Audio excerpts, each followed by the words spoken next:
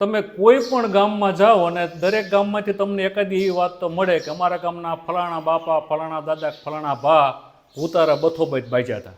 અથવા તો એકાદા એવા દાદા ભા મળે કે એવું કે હું રાતે જતો હતો ને ભૂતે મારી પાસે બીડી પીવા બાકસ માગ્યું હતું. અમે નાના હતા ને અમારા ગામમાં અમે પાડીએ બેસવા જતા હતા. અમારા ધર્મેન્દ્ર, અમરત, રાજભા, ચંદુલાલ ઇંગરોડિયા, હું બધા જઈ અને પછી જે વાતો દાદા કરે અમને ખૂબ મજા આવતી હતી. એ કે બરોબર અહીંયા તો મારા શમશાનનો કાંઠો તળાવ, રાતે ખાટલો ઢાળીને અહીં હૂતેલો અને હું તો અહીંયા કાયમ હું રાતના 2 વાગ્યેલા ને એક છોકરું રોતું હતું.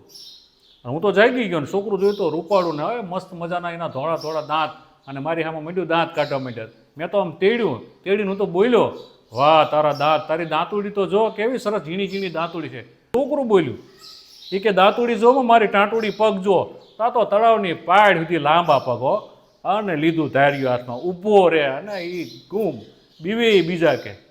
એક વખત રાતે કે બરોબર મૂડી જતો હતો ને ગોળની વેણે પહોંચ્યો ને ધોરા બાસતા જેવો ખેતરના શેઢે ઉભેલો.